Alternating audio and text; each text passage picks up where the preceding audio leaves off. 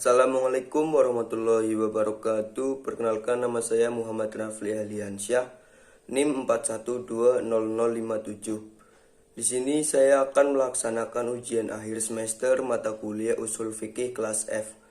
Di sini saya akan menceritakan materi yang saya pahami. Yang pertama ada Al-Quran. Al-Quran adalah kalam Allah yang diturunkan kepada Nabi Muhammad yang membacanya dinilai beribadah. Kalam dalam definisi di atas mencakup segala kalam dengan dikaitkannya kalam tersebut dengan yang punya kalam, yakni Allah, maka tidak termasuk kalam manusia, jin, dan malaikat.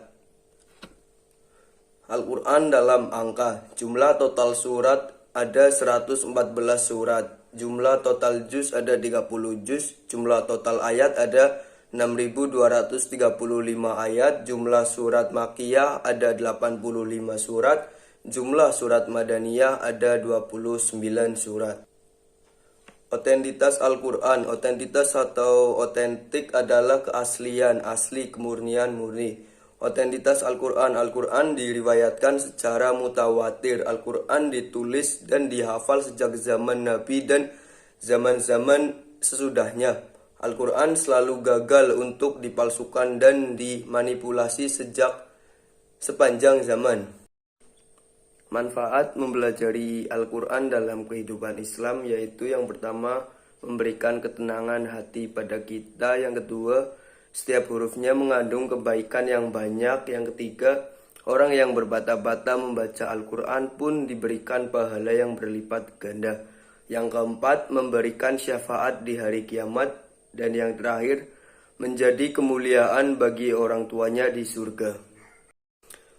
Hal-hal baru yang saya dapatkan setelah mempelajari ilmu Al-Quran yaitu adanya pesan hukum dalam Al-Quran. Yang pertama, pesan hukum di bidang peribadatan relatif banyak dan terperinci. Ini karena urusan peribadatan itu bersifat tangabudi, tidak ada ruang bagi pertimbangan rasio dan tidak berubah lantaran terjadinya perubahan tempat dan waktu. Dua, tujuan pesan hukum di bidang peribadatan adalah peraturan tata hubungan antara perorangan atau individu dengan Allah Subhanahu wa taala.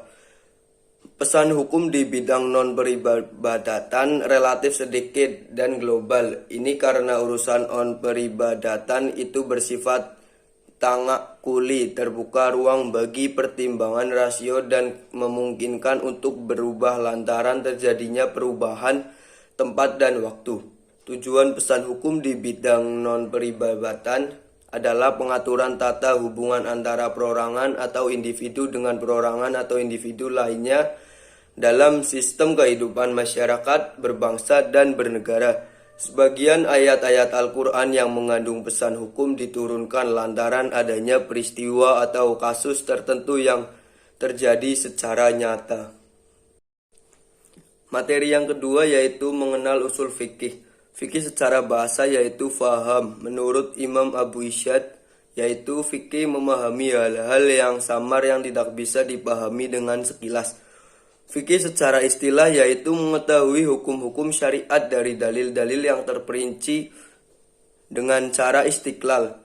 Usul fikih secara istilah memahami dalil-dalil fikih secara ijmal atau secara global dan cara mengambil hukum-hukum dari dalil-dalil tersebut dan keadaan orang yang mengambil hukum.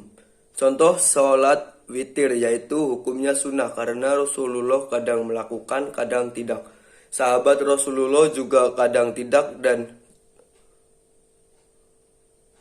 Rasulullah tidak menegurnya. Mazhab usul fikih yaitu yang pertama Syafi'iyah, yang kedua fuqaha yaitu Malikiyah, Hanafiyah, Hanabilah. Objek kajian usul fikih yaitu menetapkan dalil-dalil untuk hukum dan menerapkan dalil-dalil dengan hukum-hukum. Manfaat mempelajari usul fikih yaitu yang pertama mengerti hukum-hukum Allah, yang kedua peningkatan diri dari level taklid manut ke iktiba, tahu dasarnya. Perbedaan setelah mempelajari usul fikih yaitu yang pertama memahami Al-Quran dan Sunnah dari kaidahnya, cara memahaminya dengan ilmu usul fikih yang akan melahirkan hukum fikih. Yang kedua menyusun kitab fikih tetapi kaidah merumuskan hukumnya belum ada. Sholat witir yaitu sunnah. Kenapa sunnah? Karena untuk apa tujuannya sunnah? Untuk kemudahan memahaminya. Materi selanjutnya yaitu hukum syara.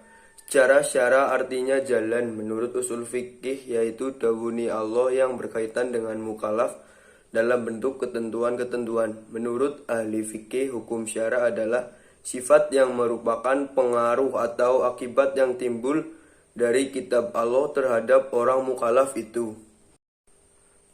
Fungsinya sebagai aturan tingkah laku mukallaf, dalil hukum yang sudah terperinci. Dalam hukum syara terdapat dua, yaitu hukum taklifi, kitab yang berbentuk tuntutan atau pilihan. Yang kedua ada hukum wadingi, yaitu ketentuan Allah yang mengatur tentang sebab, syarat, syah, batas, dan pasif. Materi selanjutnya yaitu qiyas. Qiyas adalah menyamakan hukum suatu perkara yang belum ada hukumnya dengan hukum perkara lain yang sudah ditetapkan oleh khas karena adanya persamaan dalam hukum yang sudah bisa diketahui dengan semata-mata. Selanjutnya ijtihad, yaitu aktivitas untuk memperoleh pengetahuan hukum syara dari dalil yang terperinci. Dasar hukum membolehkan ijtihad yaitu Al-Quran dan hadis.